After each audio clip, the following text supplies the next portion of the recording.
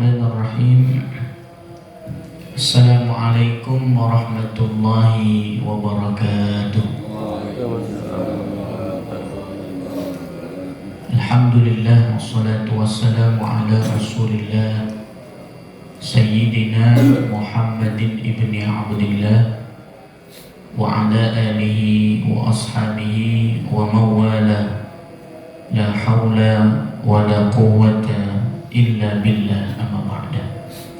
Hadratul mukarramin, segenap jamaah majelis kuliah subuh Mushola Al-Falah yang insyaallah dimuliakan Allah Subhanahu wa taala. Pertama, tentunya marilah kita bersyukur kepada Allah atas nikmat yang Allah berikan kepada kita, sehingga alhamdulillah pada kesempatan subuh kali ini kita bisa hadir kembali, tentunya dalam rangka untuk thalabul ilmi, yakni kita mengkaji kitab fiqih Fathul Qarib. Mudah-mudahan ilmu yang nantinya kita pelajari dijadikan oleh Allah ilmu yang bermanfaat. Amin ya rabbal alamin. Salawat beriring salam semoga selalu terlimpah curahkan kepada junjungan baginda Rasul Nabi Muhammad sallallahu alaihi wasallam, yang mana beliau telah membawa dan menghantarkan kita minal zulumati ilan nur fi dinil Islam.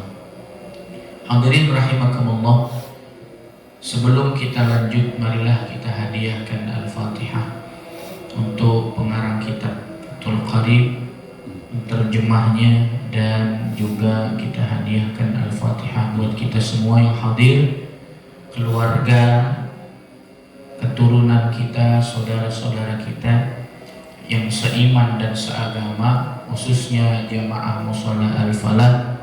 Mudah-mudahan selalu diberikan kesehatan oleh Allah Subhanahu wa taala, diangkat segala macam penyakit yang ada dalam tubuh kita, dimudahkan urusan dunia akhirat, dijadikan rumah tangga kita sakinah mawaddah warahmah, dijadikan keturunan-keturunan kita keturunan yang salih dan salihah, dan tentunya dimatikan kita dalam keadaan husnul khatimah. Ala hadhihi niyyah wa ala kulli niyatin salihah wa ila hadratin nabi al-Fatihah. A'udzu billahi minasy syaithanir rajim. Bismillahirrahmanirrahim. Alhamdulillahi rabbil alamin. Ar-Rahmanir Rahim. Maliki yaumiddin. Iyyaka na'budu wa iyyaka nasta'in. Ihdinas siratal mustaqim. Siratal ladzina an'amta 'alaihim ghairil maghdubi 'alaihim waladdallin.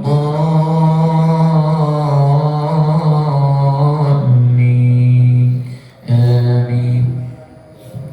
Qala al-muallif rahimahullahu ta'ala wa nafa'ana bihi wa bi'ulumihi wa bi barakatihi fid dharaini amin ya rabbal alamin. Kita lanjutkan masih di Arkanus Shalah pada halaman 93. Hadi asyara al-julusu bainas sajdatain. Yang ke-11 adalah duduk di antara dua sujud. Fi kulli rak'atin sawa'un shalla qa'iman aw qa'idan aw muttaji'an.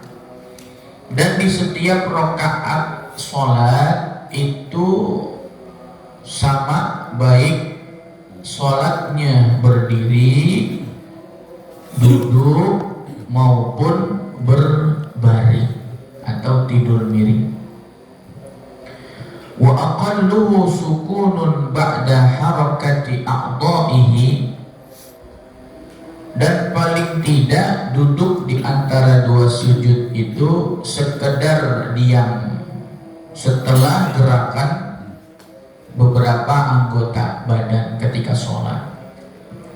Wa akmaluhu dan yang paling sempurna az-ziyadatu ala dzalika bid-du'ail waridi fi.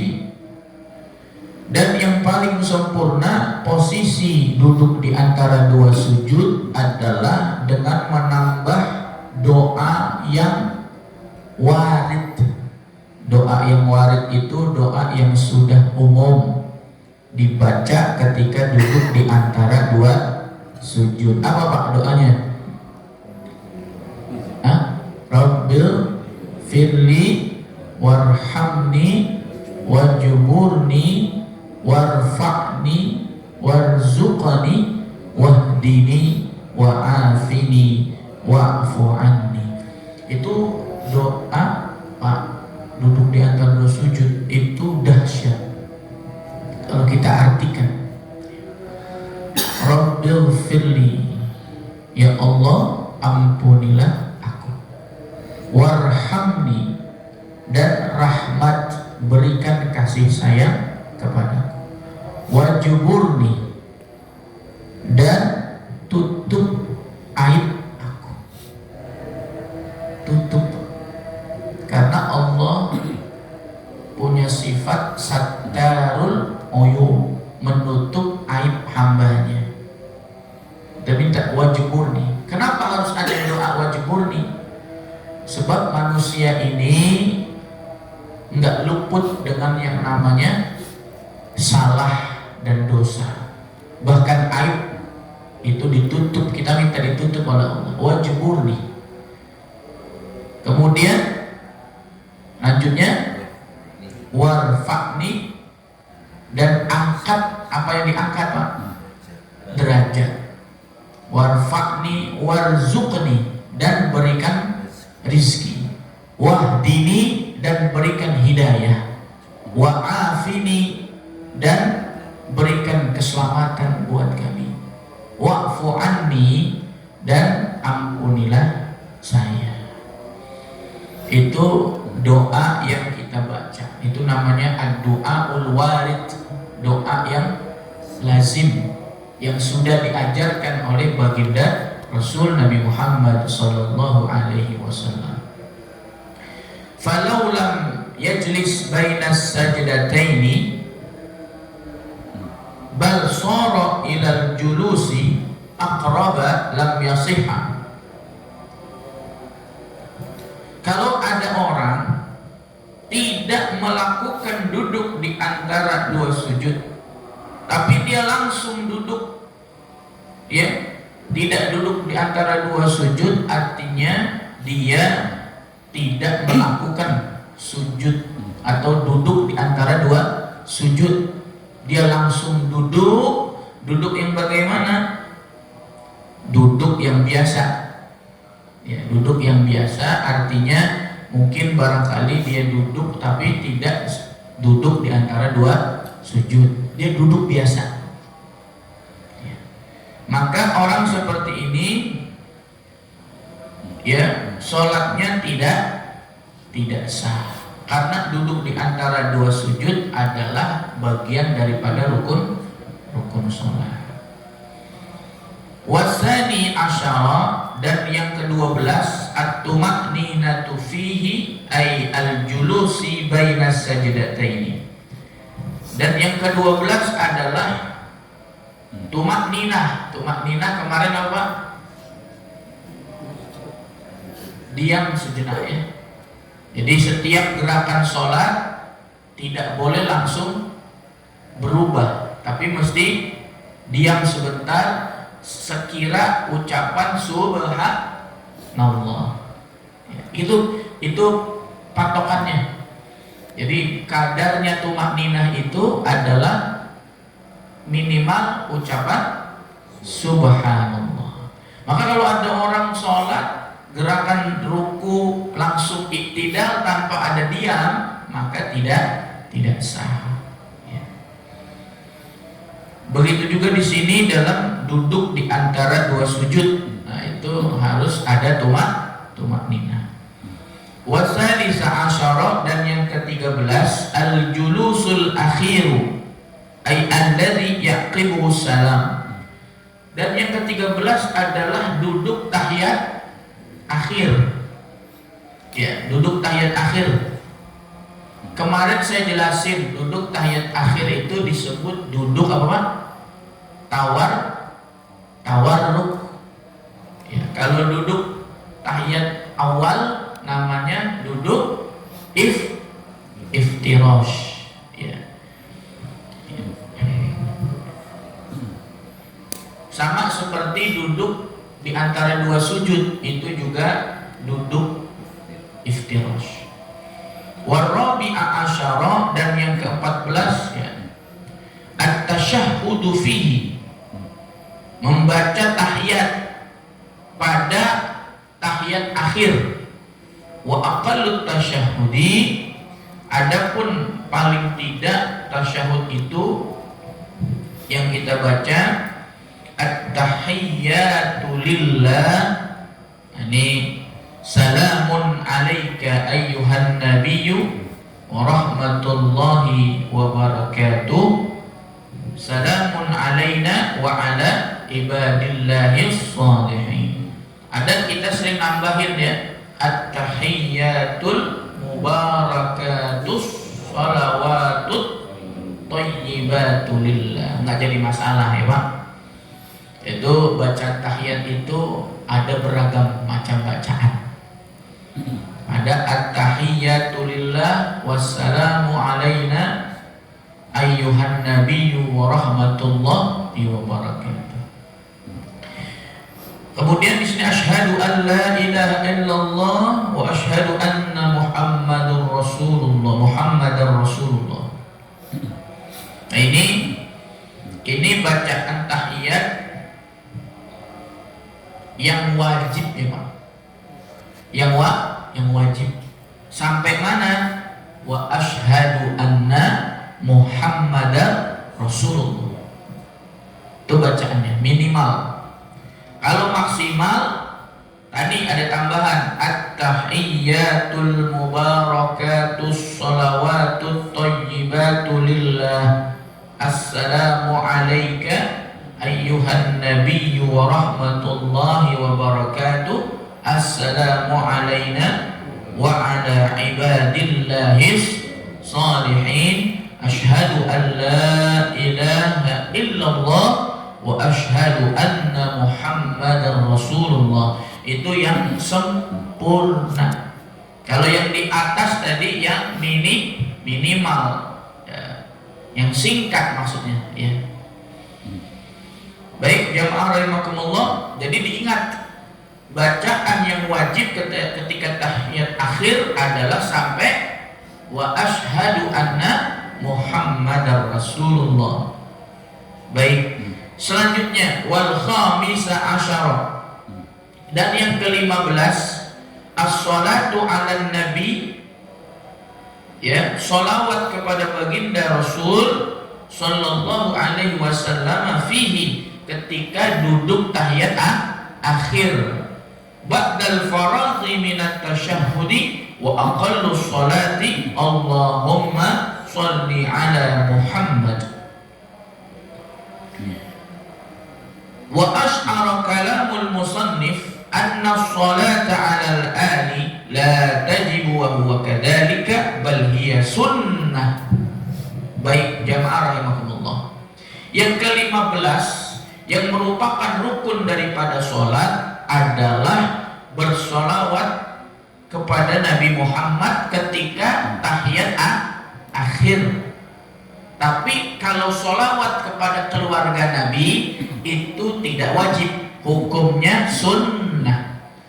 Maka kalau disimpulkan, di kesimpulannya, kita baca tahiyat akhir Pak, ya, duduknya wajib, duduknya ya, tahiyat akhir tawarruknya wajib, bacaan tahiyatnya sampai wa asyhadu anna muhammadar rasulullah wajib, ditambah sholawat kepada Nabi wajib. Jadi kalau di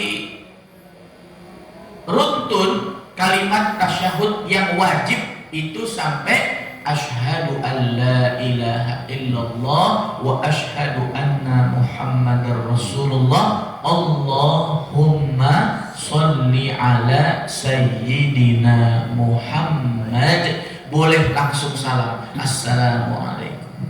Itu yang biasa dipraktekin imam-imam sholat tarawih. Kenapa tahiyatnya cepat ya Pak? Karena yang dibaca oleh imam itu yang wajib. Sedangkan yang wa ala ali sayyidina Muhammad kama shallaita ala sayyidina Ibrahim wa ala ali sayyidina Ibrahim sampai akhir itu hukumnya sunnah. Ya, baik jamaah rahimakumullah. Jadi akhirnya dari apa yang disampaikan di dalam kitab ini kita bisa tahu tuh bahwa tahiyat akhir tidak wajib sampai fil alamina innaka hamidum majid. Ya. Baik, kita lanjut wasadisa asyara.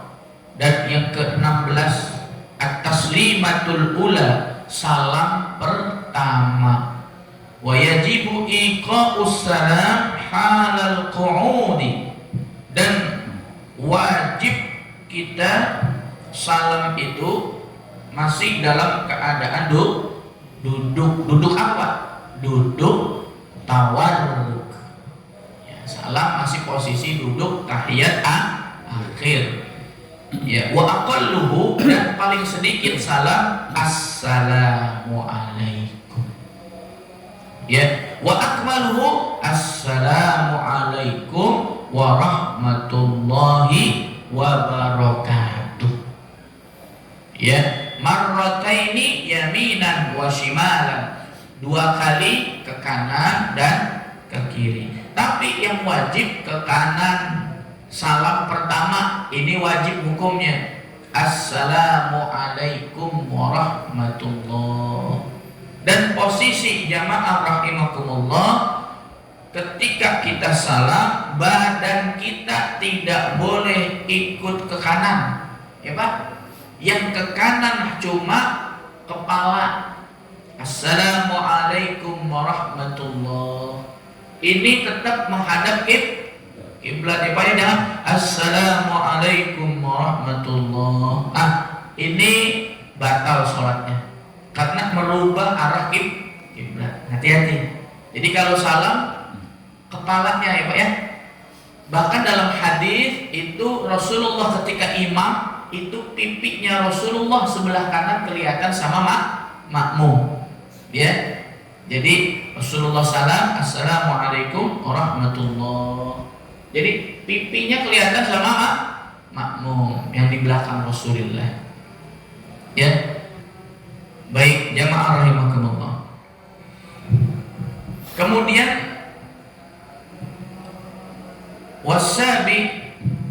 wasabi'a asyara, dan yang ke-17 adalah niyatul khuruji minas sholati, niat keluar dari sholat. Ini udah pasti, udah otomatis ya Pak.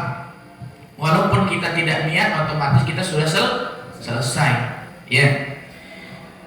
Wa hadza wajhun marjuhun wa qila la yajibu dzalik ay niyatul khuruji wa hadzal wajhu huwa al-asahhu.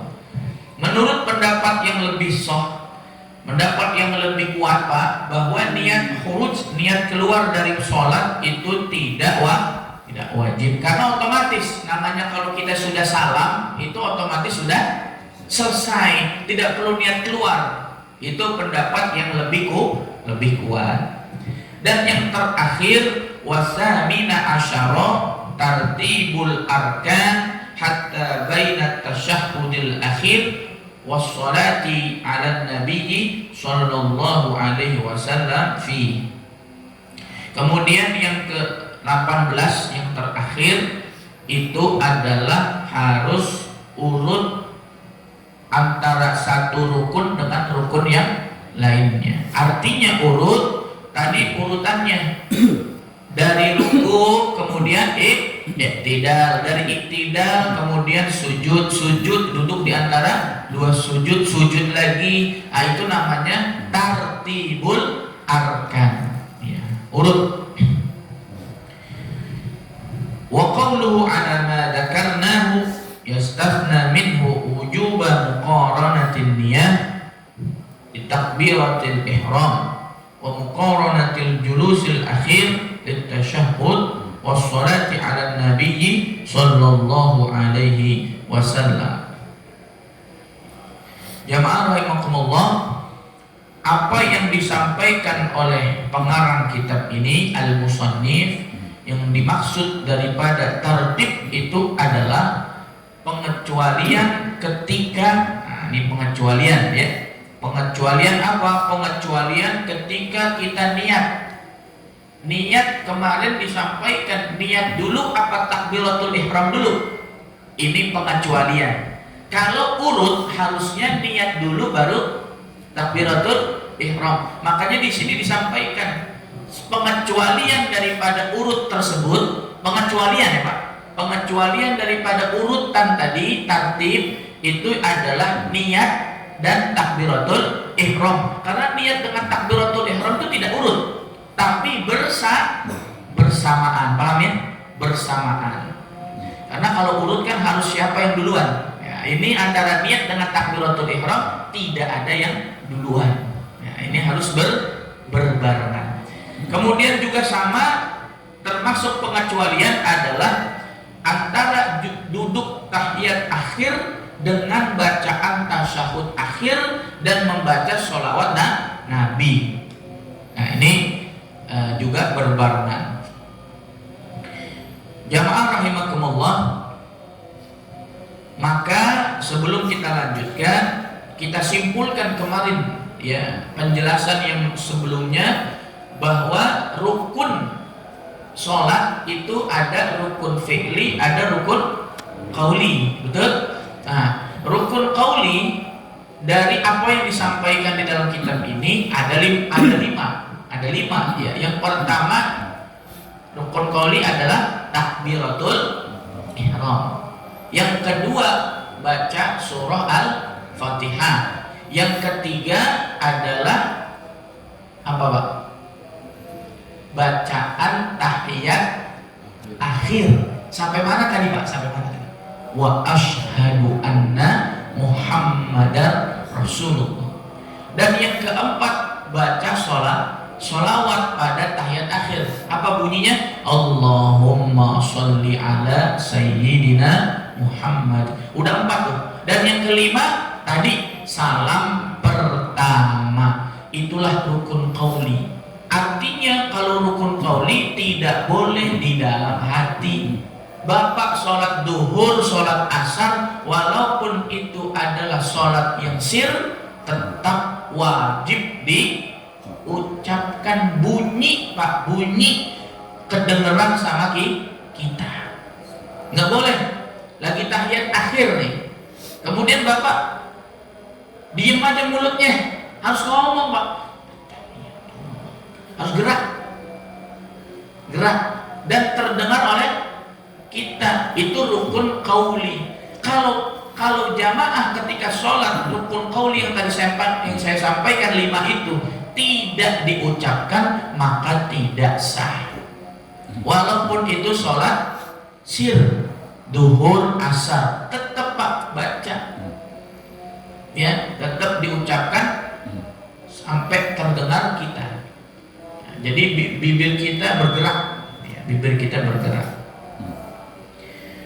Wassalatu sunanuha qabla ad-dukhuli fiha syai'an al-adhan wa huwa lughatan al-i'lam wa syar'an dzikrun mahsusun lil-i'lami bidukhuli waqti sholatin mafruḍatin wa alfaduhu makna illa takbir awwaluhu fa'arba'un wa illa tauhid akhirahu fawahid. Jamaah rahimakumullah, ada 2 perkara yang sebelum dikerjakan sebelum sholat itu hukumnya sunnah. Ada dua kesunahan sebelum kita sholat itu hukumnya sunnah. Yang pertama apa? Al-adzan. Yang pertama adalah adzan. Adzan hukumnya sunnah, baik sholat sendiri maupun sholat berjamaah. Ya. Apa itu adzan? Adzan itu adalah secara bahasa al-i'lam, memberi tahu. Memberi tahu apa? Secara syar'an adalah panggilan khusus untuk memberitahu masuknya waktu sholat. Ya. Sholat apa? Sholat wajib. Artinya kalau sholat sunnah tidak disunnahkan adzan. Pernah dengar sholat Idul Fitri ada adzannya? Nggak ada ya. Jadi sholat sunnah tidak dianjurkan adzan.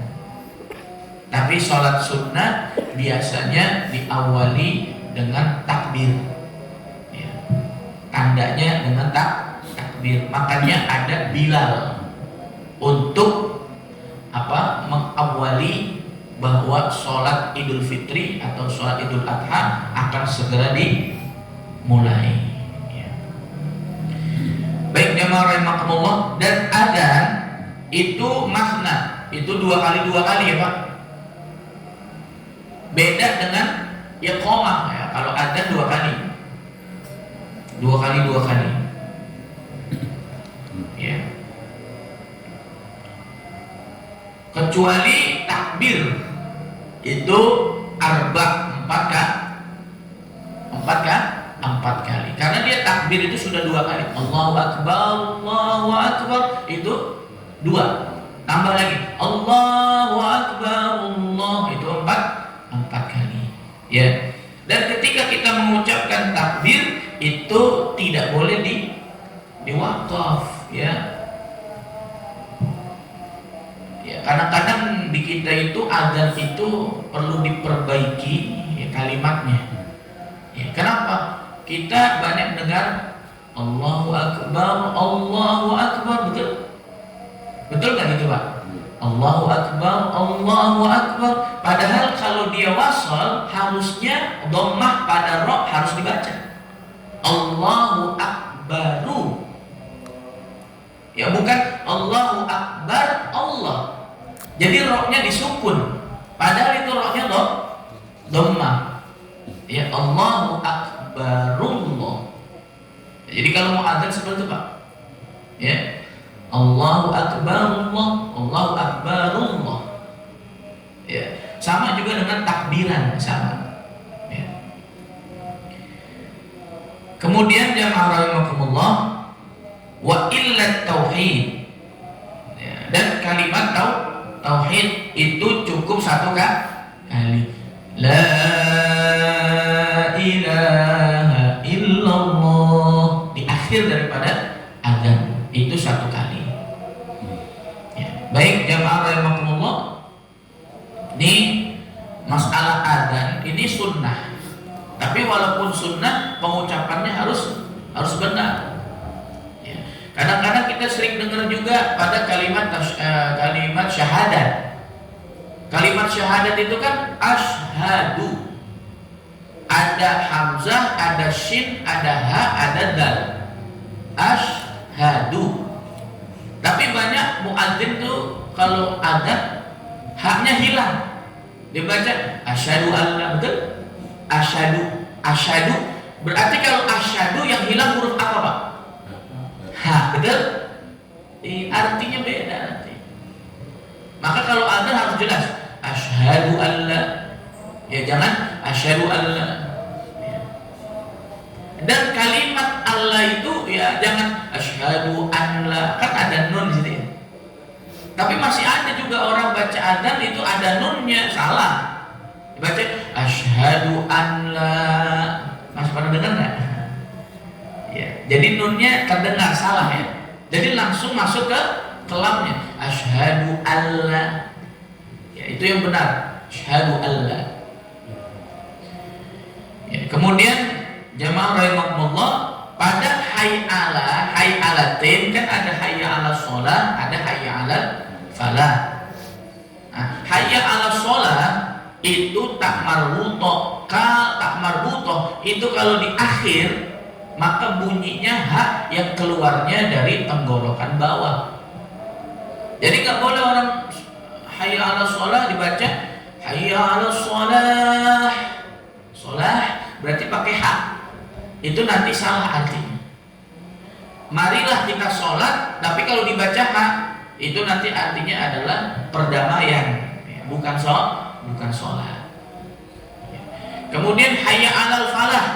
Hayya 'alal falah itu haknya yang keluarnya dari tengah tenggorokan kita. Hayya 'alal falah. Beda ya. Kalau dari hayya 'alas shalah tak marbutoh. Ya. Hayya 'alal falah itu haknya di bagian tengah tenggorokan dan tidak boleh menambah tasdid. Nggak boleh hayya 'alal falah ada tasdidnya. Karena kalau ada tasdid artinya petani. Ya. Kalau falah tanpa tasdid artinya kemenangan. Marilah kita menuju kemenangan. Tapi kalau pakai tasdid artinya petani. Marilah kita jadi petani, gimana ceritanya? Ya, itu hayya 'alal falah. Ya. Jamaah rahimakumullah, karena groginya tuh adzan, akhirnya udah hayya 'alal falah, qad qamatis shalah lagi ada, qad qamatis shalah. Ada tuh saking groginya dia nggak pernah adzan, disuruh adzan. Itu. Ya. Jamaah rahimakumullah, ketika sholat subuh ditambahin taswib, namanya kalimat taswib. Apa itu? As-sholatu khairum minan naum. Sholat lebih baik daripada tidur. Itu namanya kalimat taswib. Nah, as-sholatu khairum minan naum, nah, itu hanya di sholat subuh, dan jawaban daripada as-sholatu khairum minan naum sama dengan bacaan muadzin ditambah sodakta wa barirta wa ana ala dalika minasyahidin. Itu dijawab Pak kalau adzan. Allahu akbar, Allahu akbar, jawabannya Allahu akbar, Allah. Asyhadu an la ilaha illallah, asyhadu an la ilaha illallah, asyhadu anna Muhammadar Rasulullah, asyhadu anna Muhammadar Rasulullah. Hayya 'alas shalah, la haula wala quwwata illa billah. Hayya 'alal falah, sama, la haula wala quwwata illa billah. As-salatu khairum minan naum. Jawabannya? Jawabannya as-salatu khairum minan naum, sodakta wa barirta wa ana ala dalika minasyahidin. Apa Pak? Ustaz saya nggak hafal. Udah, kalau memang nggak hafal, udah ngikutin muadzin aja. As-salatu khairum minan naum. Tapi yang paling afdol, paling baik itu ada kalimat tadi, sodakta wa barirta wa ana ala dalika minasyahid. Artinya apa Pak? Sodakta, benar. Wa barirta, baik. Wa ana ala dalika minasyahidin, dan aku terhadap pernyataan sholat lebih baik daripada tidur, aku bersaksi bahwa kalimat itu benar. Gitu. Ya. Ada juga Ustaz tidak pakai as-sholatu khairum minan naum ketika menjawab, boleh. Dia baca as-sholat muadzin, as-sholatu khairum minan naum, sodakta wa barirta wa ana ala dalika minasyahidin. Boleh. Mau jawab as-sholatu khairum minan naum saja, boleh. Sodakta wa barirta wa ana ala dalika minasyahidin, boleh. Mau digabung semua, boleh. Sama kayak kasusnya kalau kita lagi doa buka puasa, enggak usah diberdebat-debatin. Ada yang bilang Allahumma laka sumtu wa bika amantu wa ala rizqika aftartu bi rahmatika ya arhamar rahimin, ini dhaif. Hadisnya lemah. Loh, kalau hadisnya lemah kenapa dipakai kan gitu?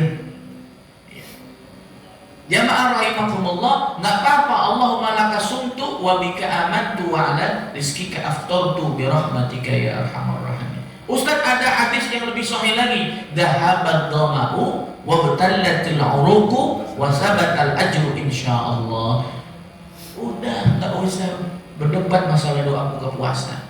Gabung aja Pak, gabung. Adzan maghrib, Allahu akbar, Allahu akbar. Ya, baik, ini ada air, ya. Kemudian kita baca doa. Baca doa. Allahumma laka sumtu wa bika amantu wa ala rizqika aftartu dhahabad dhama'u wa btallatil uruqu wa sabatal ajru insyaallah bi rahmatika ya arhamar. Enak tuh digabung. Betul enggak? Ada yang bilang Ustaz harusnya minum dulu baru baca doa. Emang gitu-gituan aja dibahas apa? Ada yang bahas sampai begitunya. Kalau kita baca doa puasa dulu baru batalin, salah Ustaz. Nah, ya mau minum dulu Pak, minum dulu batalin puasa baru doa boleh. Mau doa dulu baru batalin puasa boleh, nggak jadi masalah. Masalah begitu nggak usah dipermasalahkan nih, kadang-kadang di negeri kita seperti itu. Hal-hal yang begitu aja diperdebatkan. Ya, kecuali belum adzan udah minum, itu yang salah. Betul nggak? Yang gitu-gitu aja kok diperdebatkan. Baik jamaah rahimakumullah. Kalau kata Gus Dur, itu aja kok repot. Kata Gus Dur ya. Baik jamaah insyaallah dimuliakan Allah. Wal iqamah yang kedua, yang sunnah sebelum sholat selain adzan tadi Pak, adzan. Habis adzan kan kita disuruh doa tuh Pak. Apa doanya? Allahumma rabb hadhihi ad-da'wati tammah was-salatil qa'imah ati sayyidana Muhammadanil wasilata wal fadilah wasyarafa wad darajatal aliyatar rafi'ah wa ba'athu maqaman mahmudan alladhi wa'adta innaka la tukhliful mi'ad. Ada lagi doa yang lain? Ada. Allahumma hadza ikbalu lailika wa idbaru naharika. Ya. Faghfirli. Itu ada doa yang lain. Cuma yang umum tadi tuh, ya. Itu ada nun yang harus dibaca tuh Pak. Kadang-kadang kita doa habis adzan bingung tuh. Kenapa tadi dibacanya Allahumma rabb hadhihi da'wati tammah was salatil qa'imah ati sayyidana Muhammadanil, harus ada nunnya. Tulisannya Muhammadan. Tulisannya Pak, tulisannya Muhammadan, tapi dibacanya Muhammadanil, ada nun. Kemudian di doa berikutnya Mahmudanil, tulisannya Mahmudan alladzi, tulisannya Mahmudan alladzi, dibacanya Mahmudanil ladzi. Itu harus paham ya. Nama nunnya itu namanya nun wiqayah. Sama kalau kita baca Al-Ikhlas. Kalau kita mau wasol, qul huwallahu ahadunillahus samad. Baik jamaah rahimakumullah, kita lanjut. Wal iqamah yang kedua, sunnah sebelum sholat adalah iqamah. Kalau bisa Pak, nyebutnya kita rubah ya, jangan qomat ya. Nyebutnya Pak, iqamah. Ayo siapa yang mau iqamah, jangan komat-komat. Nah, salah ya. Kalau kita nyebutnya komat ya. Ayo komat salah ya Pak. Yang betul iqamah, ada i-nya. Iqamah. Ya, iqamah. Ya, baik. Wa huwa masdaru aqama su'iya bihi ad-dzikru al-makhsus li'annahu yuqimu ila sholati. Wa innama yushra'u kullun minal adani wal iqamah lil maktubah wa amma ghairuha fayunadi laha as-salatu jami'ah. Jamaah rahimakumullah, iqamah adalah masdar dari aqama, yuqimu iqamah. Ini kalau dalam ilmu shoraf masuk daripada wazan af'ala, yuf'ilu, if'al. Namanya fi'il sulasi mazid biharfin atau sulasi mazid rubai. Artinya iqamah adalah lafal yang khusus untuk menunjukkan sholat akan dilaksanakan. Betul Pak? Makanya iqamah itu beda dengan adzan. Kalau adzan manggil orang yang belum hadir di masjid, di musola, itu namanya adzan. Manggil orang untuk ke masjid, ke musola. Tapi kalau iqamah, orang udah ada di musola, udah ada di masjid. Ngapain iqamah? Untuk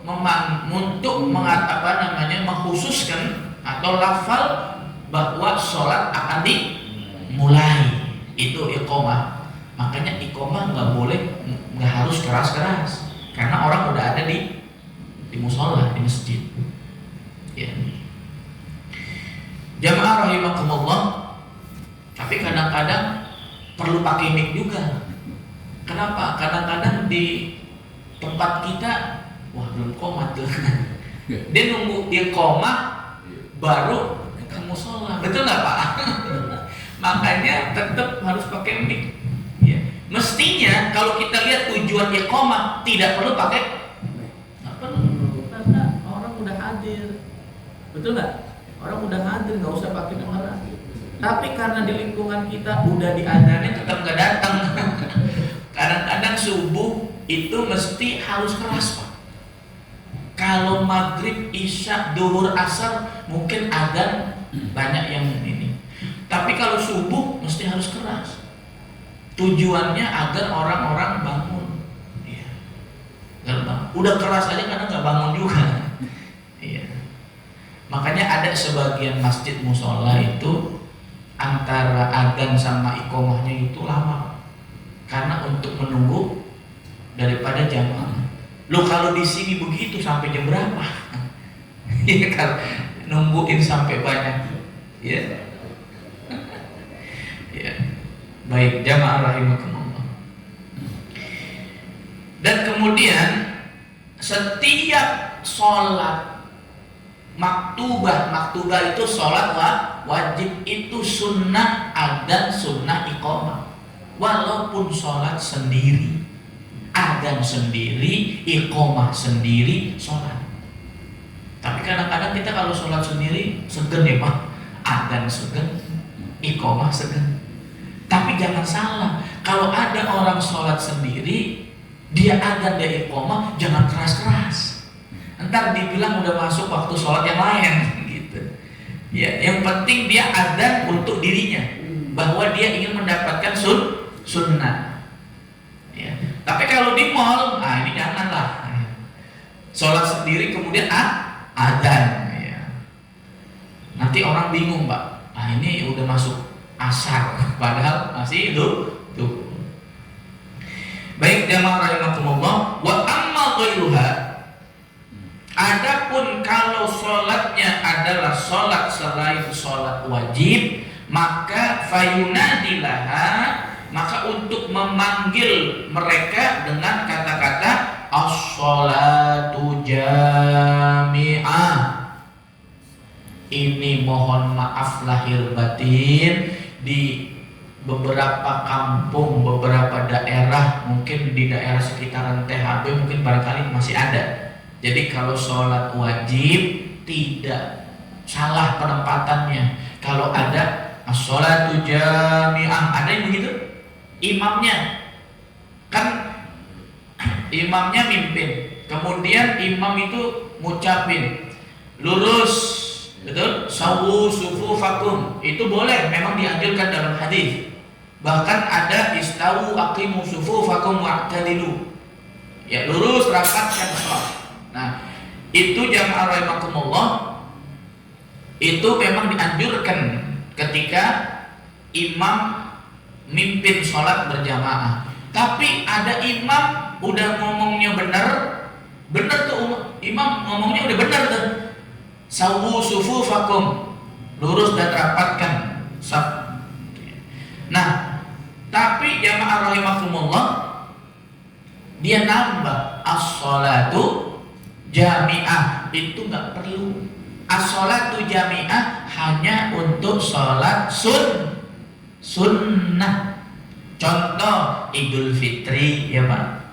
Idul Fitri as-sholatu jami'ah, betul? Rahimakumullah diri. Ya. Idul Adha, sholat gerhana kemarin, as-sholatu jami'ah. Sholat tarawih, as-sholatu jami'ah. Jadi jamaah rahimakumullah, kalau selain sholat wajib, ya pakainya as-sholatu jami'ah. Jangan dibalik, sholat wajib pakai as-sholatu jami'ah. Ya.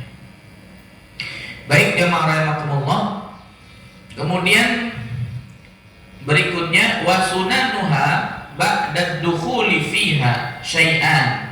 Dan kesunahan setelah masuknya waktu sholat itu ada dua. Apa itu? At-tasyahhudul awal. Tasyahud awal hukumnya sunnah. Kalau kita ninggalin tasyahud awal, cukup diganti dengan sujud sahwi. Ya, harusnya rakaat kedua kita duduk, kita lupa berdiri, maka sebelum salam diganti dengan sujud sahwi. Bagaimana sujud sahwi? 2 kali sujud, bacaan 3 kali. Subhana man la yanamu wa la yashu, 3 kali. Setelah dia baca, duduk lagi biasa, nggak usah baca apa-apa, sujud lagi. Subhana man la yanamu wa la yashu. Kemudian duduk tahiyat akhir dan langsung salam. Assalamualaikum warahmatullah. Itu duduk, kalau itu tasyahud awal. Dan yang kedua, wal qunutu fi subhi, ay fi tidari rak'ah ats-tsaniyah. Dan yang kedua yang sunnah adalah kunut ketika sholat subuh. Artinya Pak, kunut tidak wajib. Kalau kunut tidak wajib, nggak perlu dipermasalahkan kalau ada saudara kita yang tidak kunut. Ini kadang-kadang orang tua yang mungkin ngajinya belum sempurna, sehingga mereka mewajibkan kunut. Padahal kunut hukumnya Ustaz, saya lupa nggak kunut ketika sholat subuh. Bagaimana cara menggantinya? Cara menggantinya dengan sujud sahwi.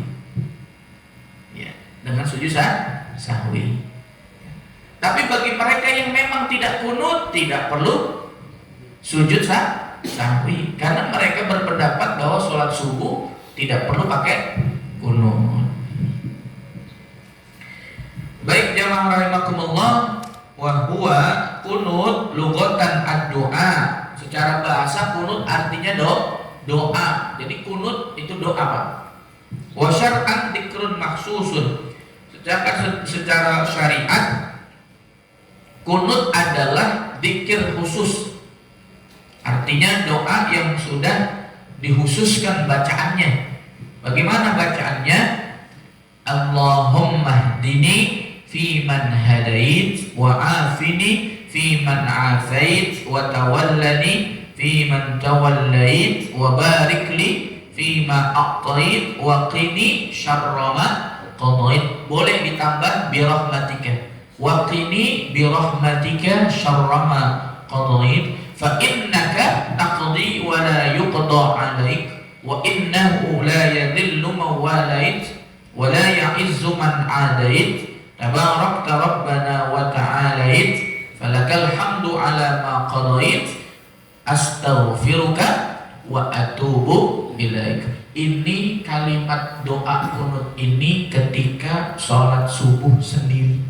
Tapi kalau sholat subuh berjamaah diganti na, Allahumma hdina. Ya jangan Allahumma hdini. Kalau jamaah nanti jadi imam. Allahumma hdina fi man hadait wa afina fi man afait. Terus kemudian kunut, ada sebagian mengangkat kedua tangan sampai waqini syarrama qadait. Ya, mengangkat tangan sampai akhir dan tidak dibaca setelah itu tuh imam. Ya. Fa innaka taqdi tidak dibaca. Boleh enggak? Boleh.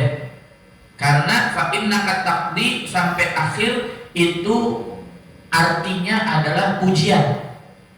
Ya. Tapi lebih baik memang diangkat karena pujian itu masih kaitannya dengan kunut. Jadi masih satu paket yang tidak bisa dipisahkan. Jamaah rahimakumullah, kita lanjutkan. Wal qunutu fi akhiril witri fi nisfi tsani min syahri Ramadan wa huwa ka qunuti subhil muqaddam fi mahallihi wa lafdhihi wa la yata'ayyan kalimatul qunut as-sabiqah falau qanata bi ayatin tatadammanu du'aan wa qasada hasalat sunnatul qunut. Jamaah rahimakumullah, kunut juga disunnahkan pada akhir sholat witir di pertengahan bulan suci Ramadan. Biasanya malam ke-15 kita sholat witir pas akhir Pak, rakaat ketiga. Seumpama ya di rakaat ketiga sholat witir kita disunnahkan kunut. Ya, sama lafalnya, sama bacaannya, sama seperti kunut subuh. Ya. Jamaah rahimakumullah, dan sebetulnya kunut, ya kunut Pak, itu sebetulnya boleh dengan doa-doa ditambah doa-doa yang lain. Ya, artinya ada bentuk ayat Quran yang mengandung doa, ya, maka tetap dikatakan sah. Ya, jadi kunut itu tidak harus pakai Allahumma hdini fiman hadait, boleh ditambah Allahumma lakal hamdu, Allahumma ya Allah maghfir lana ma qaddamna wa ma akharna wa ma asrarna wa ma a'lanna, itu boleh.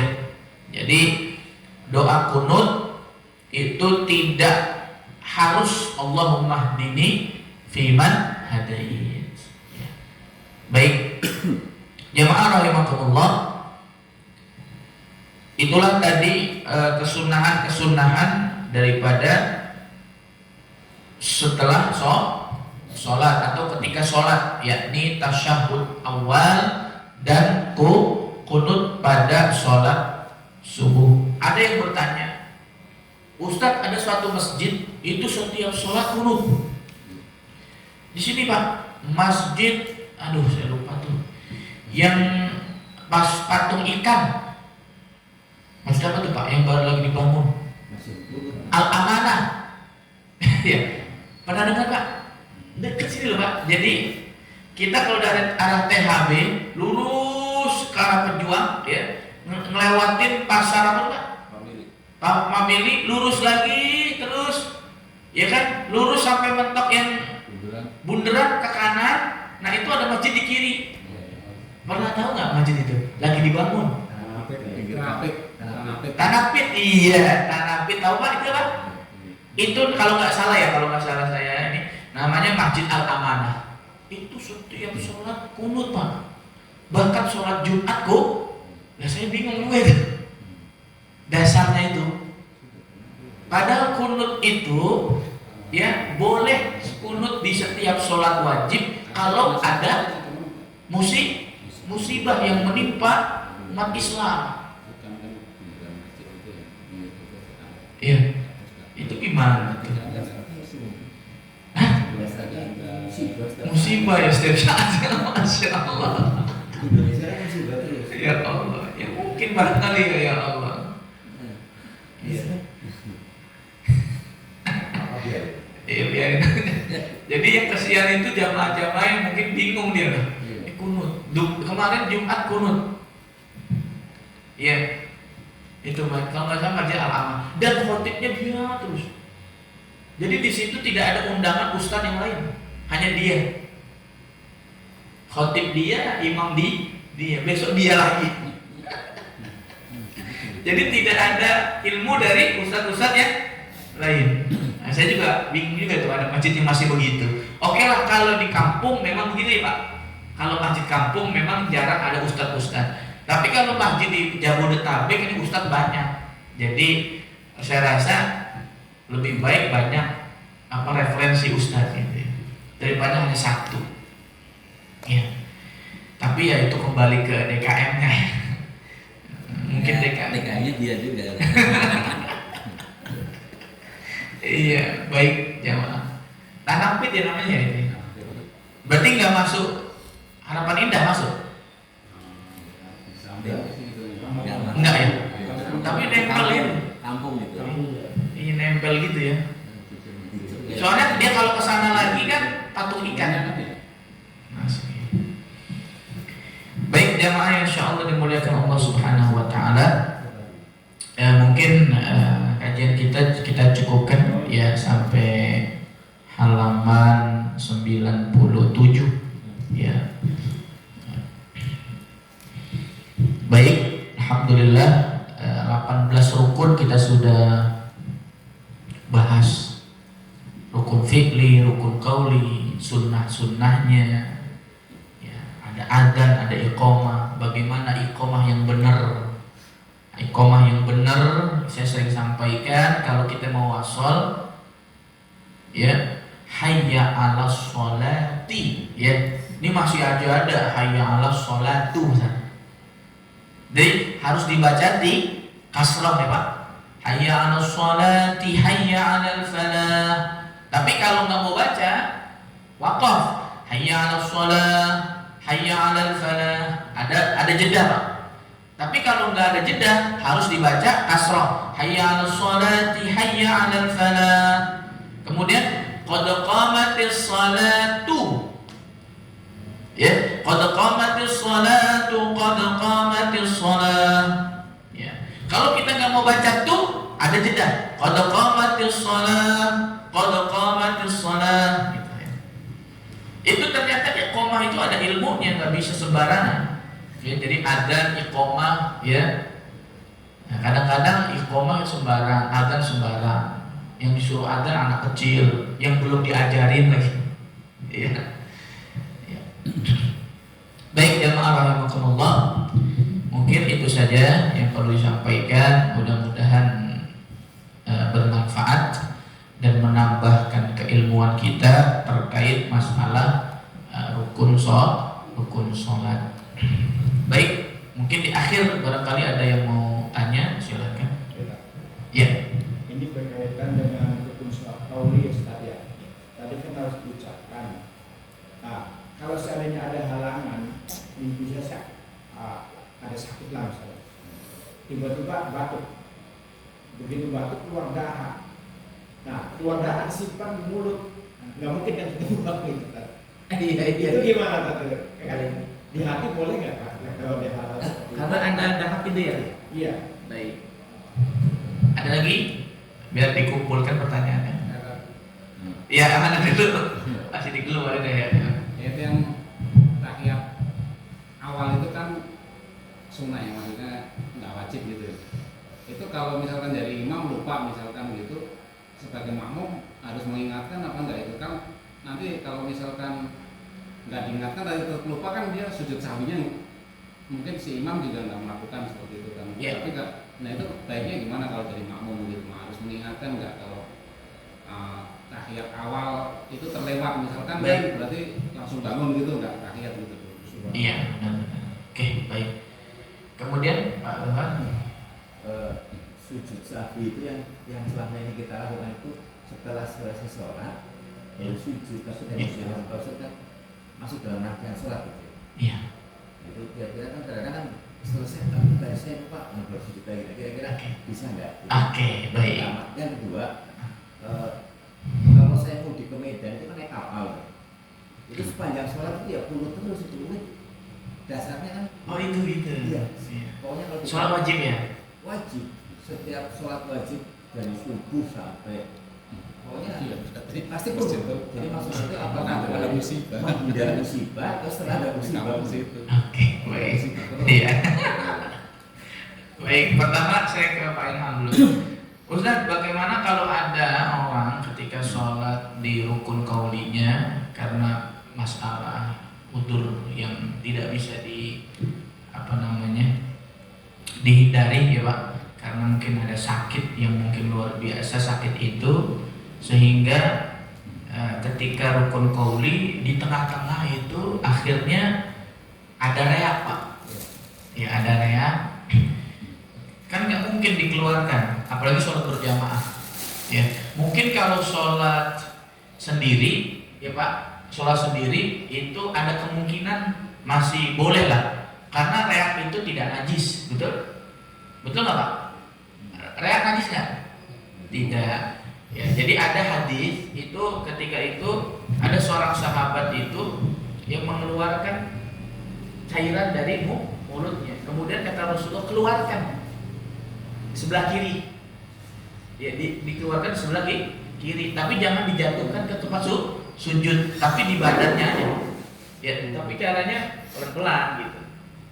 Dan itu ternyata hadis itu disepakati oleh ulama bagi sholat sendiri. Kalau sholat wajib nanti, maksudnya sholat berjamaah nanti malah timbulnya kesannya ada sesuatu yang tidak baik. Ya.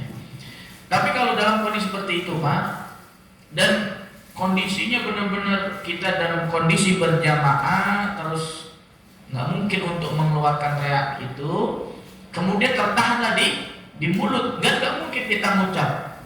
Kira-kira bisa mengucap ada reaknya? Nggak bisa. Maka dari itu boleh, ya semampu kita. Karena tadi ada alasan udzur penyakit tadi itu. Beda kalau kita yang ini, kecuali kalau kita telan ya, kita telan, ya. Kalau seumpama ditelan itu apa namanya? Kecuali dalam puasa, di puasanya. Kalau puasa kan nggak boleh Pak. Kalau puasa, kalau nelan ludah boleh. Tapi kalau udah keluar dari mulut kita telan lagi, itu batal puasa kita. Ya. Makanya boleh saja kalau seumpama ada alasan sakit tadi. Ya, karena kan kita sholat semampu kita. Ya baik, itu seperti itu Pak Ilham. Kemudian Pak Sidik tadi, apakah kalau ada imam lupa tasyahud awal, kemudian makmumnya apakah diam saja atau diingatkan? Ya.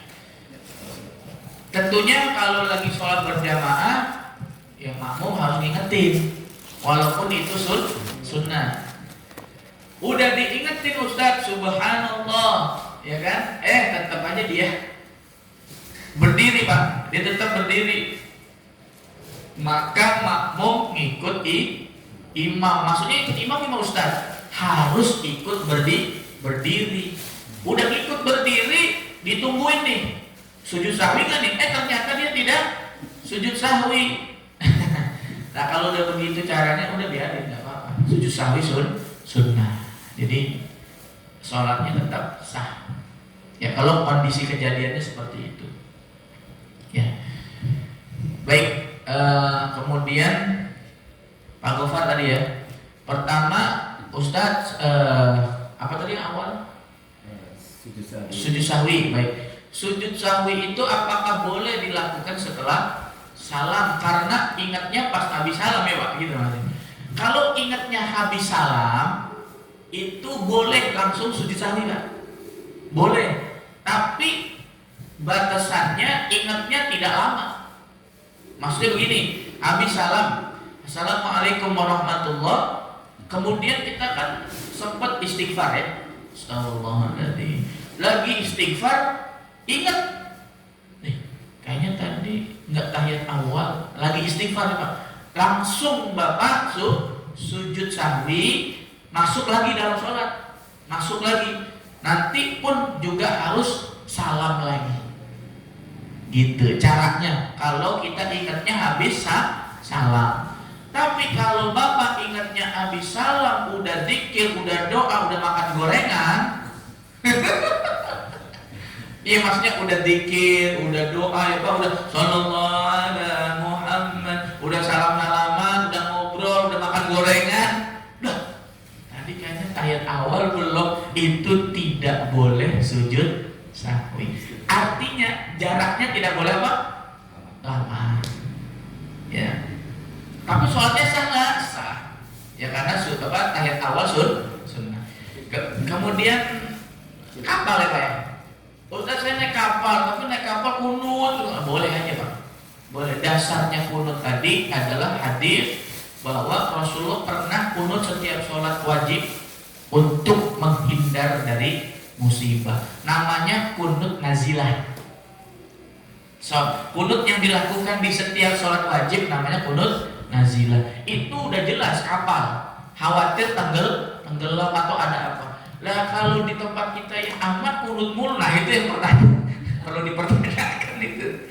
Contoh nih di musola Al-Falah, ya kan kunut terus, duhur kunut asar. Nah, ini perlu dipertanyakan.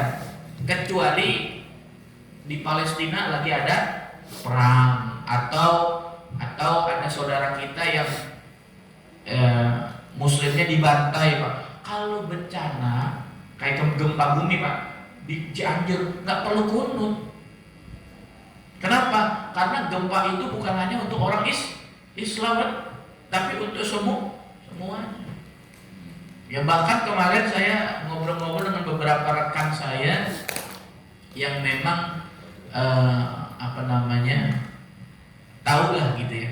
Ternyata ya mudah-mudahan sih ini menjadi pengingat buat kita ya Pak. Jadi ternyata hampir semua bencana yang besar Pak, gempa bumi, tsunami ya Pak, itu pasti ada pemicunya. Ya, ada pemicunya. Dan kalau kita lihat dalam hadis-hadis Rasul, pemicunya itu adalah kemaksiatan yang terorganisir. Kalau maksiat, semua manusia pasti tidak luput dari maksiat dan dosa ya Pak. Tapi kenapa sampai ada bencana yang besar? Karena kemaksiatan itu terorganisir. Apa Ustaz? Satu, ada kemurtadan di sana. Iya. Ada usaha untuk non-Islamkan umat Islam, sehingga umat Islam masuk ke agama lain. Nah ini itu yang pertama. Yang kedua, di sana udah parah Pak. Apanya? LGBT-nya. Iya. Itu luar biasa di sana. Ya makanya akhirnya ada ustadz yang udah mengingatkan segera bertaubat, mungkin tidak bertaubat, mungkin. Akhirnya Allah murka. Ya, Allah murka. Karena kalau udah murtad Pak, itu darahnya halal.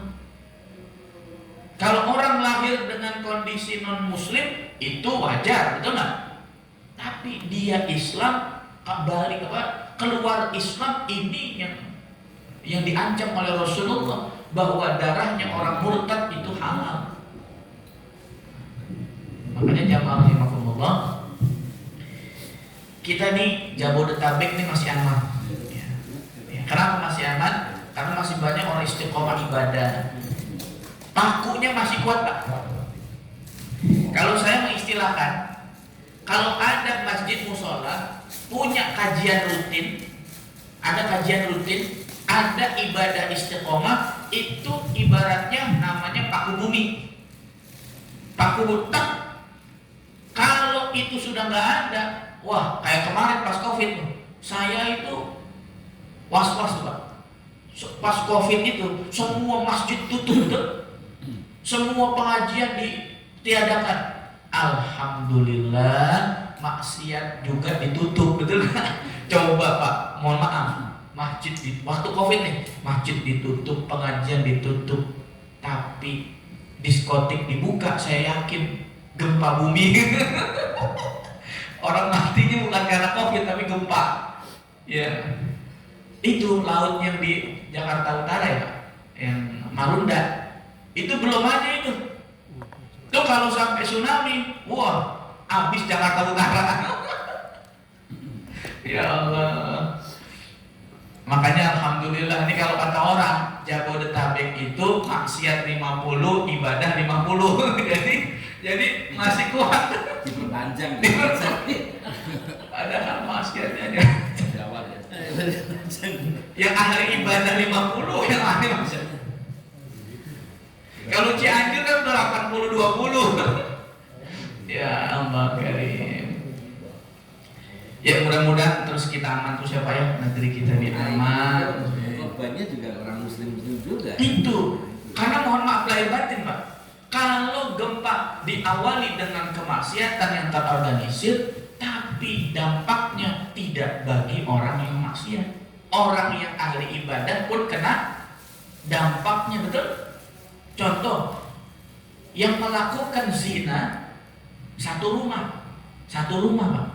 Yang melakukan zina satu rumah. Allah murka karena perzinahan itu tidak dihentikan. RT-nya diem aja, RW-nya diem, lurahnya diem, malah meng-ACC karena dapat jatah seumpama gitu. Nah maka yang hancur itu bukan yang zina doang kan, tapi semua rumah-rumah yang sekitaran itu pun ikut kena imbasnya. Makanya benar saya mengambil ucapannya almarhum Kiai Zainuddin MZ, yang maksiat lo gitu kan, yang judi lo, yang zina lo, tapi Allah murka, musibah turun, yang hancur bukan lo doang kan gitu kan, semuanya. Makanya di Cianjur ya, bayi ya Pak, balita. Saya punya jamaah orang Cianjur kerja di Semper Jakarta Utara, kemudian dia bilang, Ustaz ya Allah enggak sempat menyelamatkan diri. Tuh anak saya yang umur 2 tahun ketimpa Pak, rumahnya hancur, meninggal dunia. Anaknya usia 2 tahun. Nah itu kan anak enggak salah ya Pak, tapi kena imbasnya. Itulah kemaksiatan. Makanya bencana itu tidak pilih-pilih ya Pak, mau ahli ibadah atau bukan. Tapi ini kabar gembiranya, kalau ahli ibadah kena bencana itu menjadi rahmat nanti di akhirat. Ya, itu akan menjadi rahmat buat dia. Ya, jadi beda, tapi secara dunia sama-sama kena musibah, tapi nanti di akhirat beda Pak. Bukannya siksa, bukan azab, tapi bagi orang maksiat itu adalah azab. Bahkan dulu di zaman Rasul itu, Rasulullah kalau lagi gempa bumi Pak, itu kalau kita mau ngikutin sunnah Rasul, itu kita kan kalau gempa bumi ngapain kita Pak? Keluar dari rumah ya Pak. Terus kita disuruh dibawa apa? Jangan dibawa benda gitu ya, harus keluar lah pokoknya.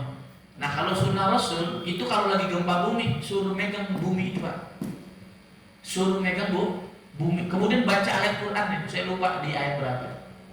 Megang bumi, ya terserah mau di yang mana, di bumi yang mana dipegang. Ya. Kemudian bilang, wahai bumi, belum saatnya untuk gempa. Itu Rasulullah. Tapi kalau masih gempa aja, ya udah lari. Kita udah sunnah gitu ya. Ya. Jadi Rasulullah kalau gempa bumi megang tanah Pak. Kemudian Rasulullah mengucap, wahai bumi, belum saatnya untuk gempa. Kemudian Rasulullah sampaikan kepada umatnya, maksiat apa yang kalian lakukan sampai Allah turunkan gempa. Ya. Bahkan saya ingat di zamannya Khalifah Umar Abdul Aziz, itu kalau lagi gempa Pak, itu yang disalahin gubernurnya, yang disalahin pimpinan wilayahnya. Dia nulis surat ke semua gubernur-gubernur. Isi suratnya cuma satu Pak. Isi suratnya itu Khalifah Umar bin Abdul Aziz ketika terjadi gempa bumi, isi suratnya cuma satu. Apa isinya? Wahai para gubernur, bertaubatlah kepada Allah dan infakkan hartamu di jalan Allah. Kenapa? Dia tahu bahwa ketika itu terjadi banyak korupsi, kezaliman terjadi, banyak hak rakyat yang tidak diberikan. Kalau semakin seperti itu pemerintahan, ya Allah nggak akan berhenti untuk menurunkan bencana. Ya, makanya kita gampang Pak cara menilai pemerintah ini jujur apa enggak. Kita lihat selama periode dia bencana mulu, ini berarti ada yang nggak apa namanya, ada yang nggak beres.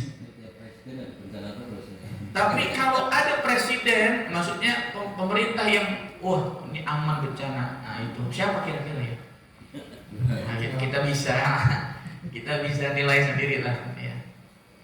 Baik jamaah rahimakumullah. Jadi seperti itu ya sedikit saya menyampaikan terkait masalah bencana ya. Cukup ya? Cukup. Baik jamaah rahimakumullah. Kita akhiri kajian kita ini dengan kita membaca istighfar. Astaghfirullahaladzim, astaghfirullahaladzim, astaghfirullahaladzim, alladzi la ilaha illa huwal hayyul qayyum wa natubu ilayhi min jami'il ma'asi wal dhunub, la hawla wa la quwwata illa billahil aliyyil azim. Astaghfirullahaladzim, astaghfirullahaladzim, astaghfirullahaladzim, walakal hamdu lillahi maulana ma'buda. Allahumma salli wa sallim ala sayyidina Muhammadin fil awwalin wal akhirin. وسلم ورضي الله تبارك وتعالى كل صحابة رسول الله أجمعين. بسم الله الرحمن الرحيم. اللهم إنا نسألك علما نافعا ورزقا طيبا وعملا متقبلا. اللهم إنا نستودعك ما علمتناه فاردده إلينا عند حاجتنا إليه ولا تنسناه يا رب العالمين. اللهم اجعل هذا جمعنا جمعا مرحوما وتفرقنا من بعده تفرقا معصوما. اللهم اغفر للمسلمين والمسلمات والمؤمنين والمؤمنات الأحياء منهم والأموات. ربنا آتنا في الدنيا حسنة وفي الآخرة حسنة وقنا عذاب النار وادخلنا الجنة مع الأبرار يا عزيز يا غفار يا رب العالمين. وصلى الله على سيدنا محمد وعلى آل سيدنا محمد والحمد لله رب العالمين. Sekian, assalamualaikum warahmatullahi wabarakatuh.